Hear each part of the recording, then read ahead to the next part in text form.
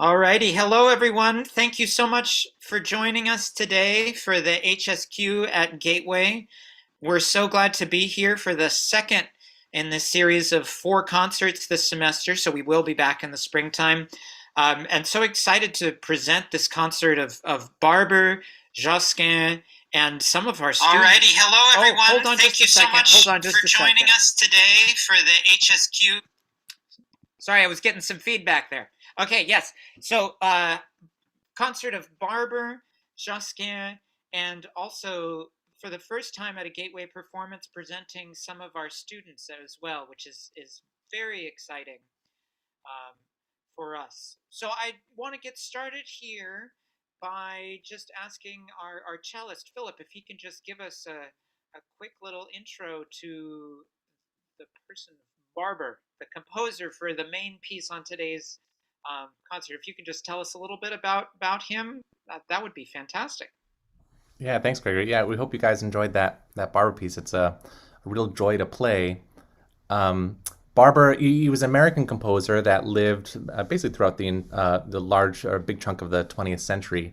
I believe he was born in 1910 and died in the early 80s, and he's really one of the most famous and prominent American composers. And his, some of you may have mentioned, or I believe mentioned that, that second movement of the quartet, the Adagio, that slow movement you recognize from movies and other things like that. And it's true, it's one of his most popular and most performed works.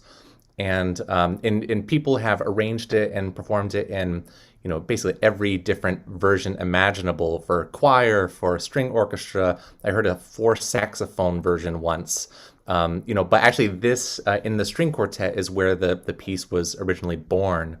And so it's a really neat opportunity to get to play it in its sort of original form, at its sort of purest. Um, it's a fantastic quartet. Barber studied at the Curtis Institute of Music in Philadelphia, the very famous music school there, and was quite a prolific composer. Wrote several operas, one of which won a Pulitzer Prize, and really sort of launched him to fame. But this quartet is the only piece he wrote for string quartet, and is sort of has a special place in the quartet repertoire, really because of that famous second movement. And Barber's sort of harmonic language, or like his compositional style, is really, to me, a really interesting blend of very sort of accessible and sort of beautiful harmonies that feel sort of almost like from the Romantic era, and then like a really sort of unique sense of modernism. That, like, the piece is actually incredibly complex, how it all fits together. And compositionally, it's very, very intricate, but also doesn't feel, or doesn't sound that way. It sort of never loses its accessibility, I think. So it's a great piece. Yes, absolutely. Thank you, Philip. This is one of my favorite things to play, and that the second movement, the one that we recognize from various movies like Platoon, um, is one of my favorite things to play in a string quartet. And I totally agree. The first time I ever heard that movement was in Charleston, South Carolina. It was a choir singing it, which is very cool in its own right. But I think that the quartet has a certain sort of intimacy that's really really lovely. Let's see here. So getting to some of the questions we had, Yaira, there were a whole bunch of people that were really excited about seeing the behind the scenes presentation and had some questions about the process and some of the aesthetic decisions, such as deciding to make the Barber black and white. And so I was just wondering if you could talk a little bit about the process. I know Andrews had a lot to do with the directing of this video, with the score, when the music would show up on the screen and all that. But I know you were deeply involved in the process. So if you could talk a little bit about that, that would be great.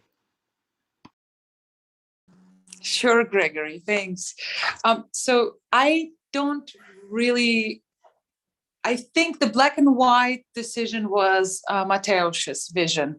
And Mateusz is the recording engineer behind the scene, the person who recorded you could see him at the very end of that movie.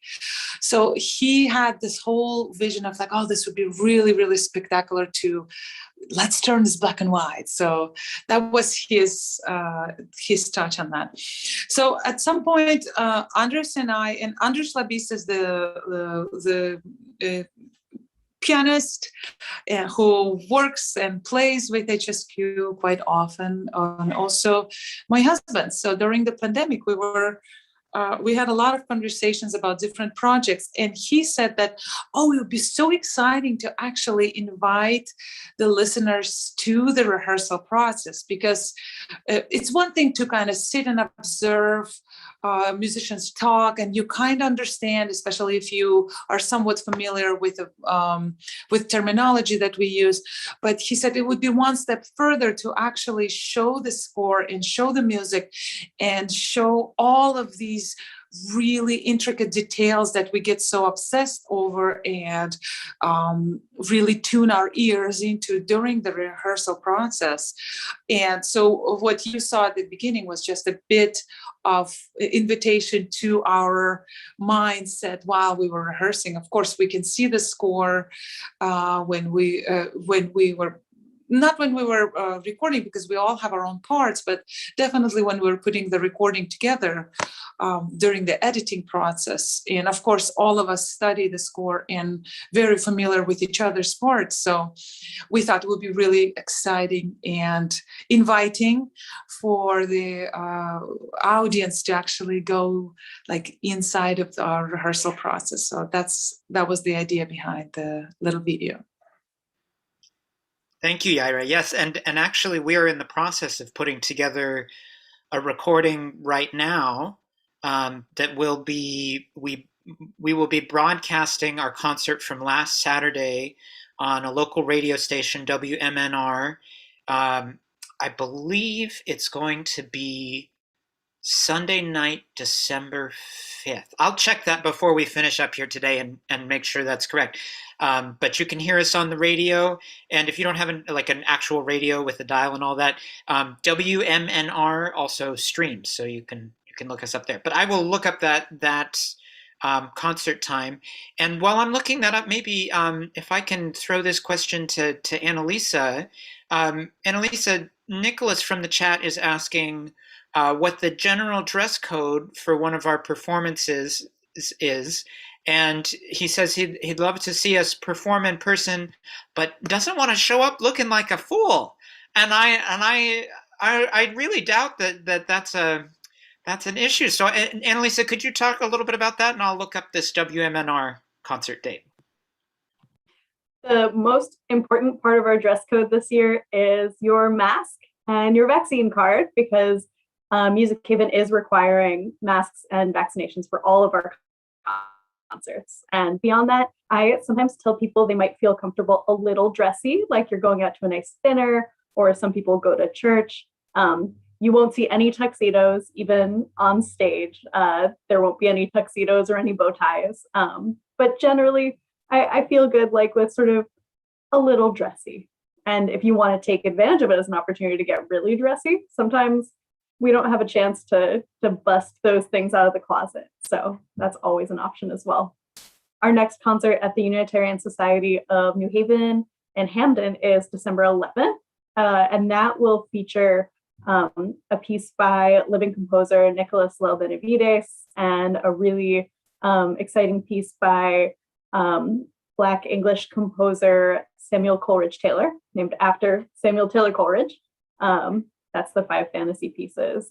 So you are so invited to come join us on December 11th.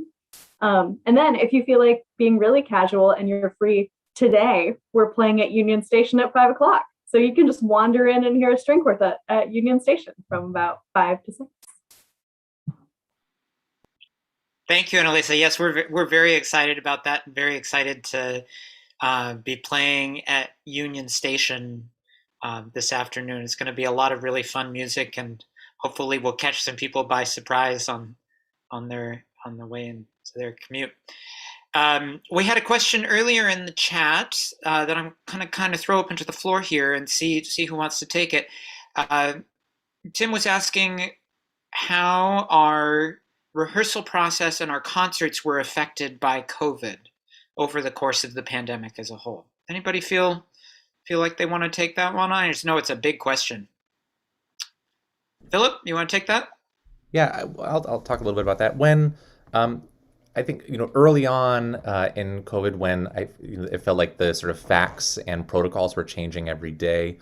We still did rehearse, but we have a pretty big space and open room at our Music Haven headquarters in Erector Square, and so we opened all the windows and we were masked and we were much further apart than we would normally be for the rehearsals, and we did sort of tighten it up for the recordings. And then when the winter spike got really bad, we did stop rehearsing, but use that time to learn our own parts and really practice for the next concert cycle coming up. And now that we're all vaccinated, we're back rehearsing in person again, as well as teaching all of our students. So at Music Haven, the four of us rehearse every morning for 2 or 3 hours and prepare these works.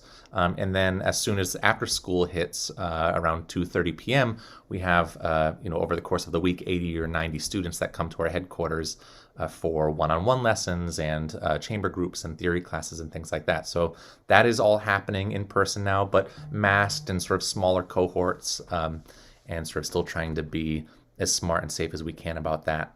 And we have asked all our students to be vaccinated, required vaccines for all of our students to take in-person lessons. So that's sort of our protocol. But when things got bad, we did sort of have to pause the official rehearsal process and actually use that time to do some sort of more solo projects as well. We continued to record videos, but each one of us in the quartet recorded some sort of solo. Annalisa did a solo viola piece. I played a Bach suite, and Gregory played a piece by Jesse Montgomery, and Yara, you played was it the Franck Sonata, or no? That was a different one. I played, sorry, there you go. There's my video. I played a short piece by Gluck called Melody. Right. And yeah. So, that's always sort of a nice change of pace. We spend so much time, the four of us, to sort of go, do a solo album, if you will, a la, George Harrison there or something. It was a nice opportunity. But I'll tell you, it's real nice to be back playing with these guys again. Yeah, thank you, Philip. I know that's a big question, because when I think back, goodness, we had that concert last Saturday at the Unitarian Society, and I realized that it had been almost 2 years since we had a concert inside. With we'd had a couple here and there outside, but the last in-person inside concert we'd had before that was December 2019. And I was thinking about how different everything has felt every step along the process. It just continues to evolve. And we have a few more questions here. And I also I just want to say how exciting it is to see so many people from all across the Gateway community today. I know we had a shout out earlier today from the Gateway Automotive Tech Program. And so please, if you want to give a shout out for your department, that would be fantastic. We'd love to see you in the chat. We got a quick question. We can just kind of go around the horn here. Somebody, let's see here, who is asking? Donna is asking, when did we all start playing? So I can say, let's just go around real quick. I started playing the violin when I was 7 years old. My mom asked me if I wanted to play, and I just sort of didn't really think about it. And I actually think I was trying to get on her good side that day. That's what I remember. And I said, sure. And then I kind of fell in love with it. Who wants to go next? I was in a public school in Ohio where, as a third grader, they came in and played string instruments for you and said, sign up in fourth grade. And I did. And my fifth grade cousin played the viola. So she was very cool. And so Awesome. Philip? Yeah, like Annalisa, my public elementary school in Massachusetts, where I grew up, had a strings program, and in fourth grade they came in and sort of demoed all the instruments. And I remember the cello teacher at the time played like the Star Wars Imperial March as her like demo thing, and I was like, that's the one, let's do that. And I've been playing ever since. I started at the age of 7, and what I remember from my first meeting with the teacher, he was like, "Okay, sing C, C. Okay, you play violin." That's that's how it was. Yeah, I don't know if I've heard that story. That's amazing. That's amazing. And Donna's also asking how we found our love of classical music, and I think it might be different for each one of us. Um, and I think one of the things that's really exciting about classical music is for me, I feel like I love classical music, of course, but also as we work on each individual piece, I feel like I sort of fall in love with each piece as it comes along. So it's like it's an always evolving sort of thing. But I don't know if I had a moment where I necessarily noticed. Anybody have any thoughts on that they'd like to share when you found your love for classical music? Yeah. Go ahead. Let's see if I can work these buttons. Okay. So yeah, my love for classical music started like actually very sentimentally with Mendelssohn Violin Concerto. So when I first heard that opening and going into second theme, I just loved that piece so much. And I think I was in the 3rd grade, and I would just like look up in the sky and like imagine, and that was it. That was my complete falling in love with classical music. But also, of course, the country Uzbekistan, where I grew up, there was a lot of very Middle Eastern influence, and so as I got older, the love of both kind of evolved into discovering both classical repertoire and, of course, the repertoire from the East, which we also have played with HSQ in the past. For me, I was thinking about being in 7th grade in youth orchestra, and this was my first audition to get into an orchestra. I got in and I was so excited. And then we played this piece called Finlandia, which is by Finnish composer. Yes, and there's a part in it where the strings go, and there are so many teeny tiny notes inside that sound that just goes woo, woo, woo, woo. And it's not really important for the violas to play those notes absolutely perfectly because it's just a big whoosh of sound. But I didn't know that, and I practiced them so hard. And by the concert, I could play them. And I remember having this incredible thrill of being part of this giant wave of sound all together. And I loved that piece so much. I think for me, it was really my first experience playing chamber music, playing in a smaller setting. I'd been practicing a lot and liked playing, and my teacher at the time said like, "Oh, well, you can go to a summer camp where you just like hang out and do this all day."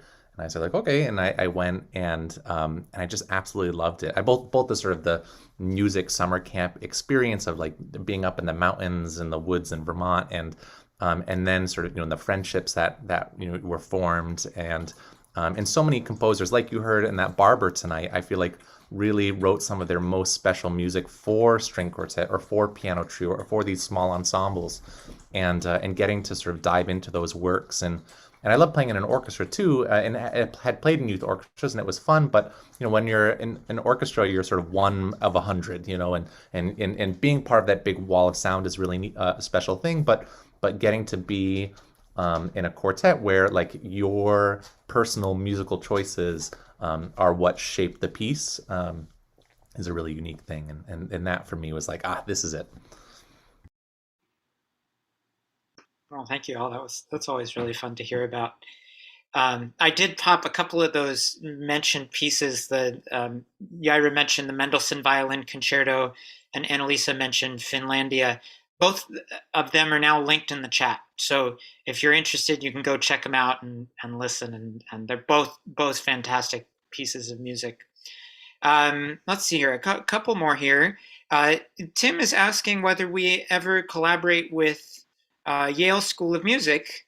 He says he's friends with a lot of their alumni. And actually, we do have a YSM alum in our quartet. Yaira is an alum of the Yale School of Music. And we have done things from time to time over the years. It really depends. Right now, of course, it's not possible because Yale is being very careful during COVID, and so um, they're sort of keeping to themselves a little bit. But we have collaborated before with the now I can't remember the name of the choir that we played the David Lang piece with. It's maybe the Yale Choral Artists. Is that the name of the ensemble? Glee Club, I think. Yeah. Okay. Yeah. So we do stuff with them from time to time, um, but it hasn't been for a while. Hunter is asking, do any of us know the Jazz Waltz Number 2 by Shostakovich? Hunter says it revived for him his interest in classical music. Does anybody know that piece? I don't know that piece. Anybody know that piece? Yeah, that's a fantastic piece. And actually, I have a really fun arrangement of it for cello quartet that I've done with my students before. But yeah, that's a hauntingly beautiful piece. It's fantastic. Shostakovich actually wrote an enormous amount of film music as well, which not many people know and isn't really performed that often. But aside from his symphonies and quartets and all of what we think of as his like classical music, he wrote a ton of music for films, which is really neat. And correct me if I'm wrong, Yara, but I think that waltz was from one of his film scores. Yeah, it is from one of the film scores. And when you look at the movie, it's like all this lot of Soviet propaganda with youth looking forward to the light and things like that. Gregory, I think you know this tune, this one. Yeah, that's the one. Yeah. Oh yeah. Of course you know it. Yeah. I didn't know the name, but yes. No, absolutely. Well, so I think we're going to start finishing up here. I got one more question I'm going to throw out there at the end, but first I just want to say thank you to everybody for coming out today, coming to see us. We're still sort of figuring out what things are going to look like in the springtime. We used to do these sort of concerts in person at Gateway, and we're always looking forward to a future where that's possible again. But whether we're virtual like this or in person, we really hope you'll, keep a lookout for us and come and see us when we're around. Each of these concerts will be a different sort of adventure, a different sort of style, and all sorts of different things. And please do check us out online. Our main website is musichavenct.org. I'll put that in the chat in just a moment. And we have lots of events throughout the year. Just like Annalisa mentioned, today at 5 p.m. at Union Station, we'll be playing some fun stuff. You can come, just stop by, drop in, even if you're just walking by, stick your head in for a couple minutes and come see us. But we have a whole bunch of events, and we would love to see you at other places as well. We're getting a couple shout outs from CIM grads here, which is fantastic. And then our last question, which I just want to leave folks with today, we could maybe just go around one more time again. Donna's asking who our favorite composers are. And so I just wanted to start off here by saying, we've been playing so much Beethoven lately. My favorite composer changes from week to week, month to month. But I think right now, I think it's Mr. Beethoven. I'm just completely blown away by the fact, he became deaf fairly early in his life, and the piece we played last weekend, he'd been deaf for like decades when he wrote that, right? I mean, that's right? And I just keep getting stuck on how isolating it must have been to be deaf in the early 19th century, and how that must have, I just keep getting stuck on that. So I think it's Beethoven for me right now, but if you check back in about 7 days, it'll probably be someone else. Changes pretty quickly. Who wants to go next? I'll go. All right. Beethoven, it's hard to top, but I also love Schumann as probably someone who I always come back to. Yeah. For me, it would be Verdi and Puccini.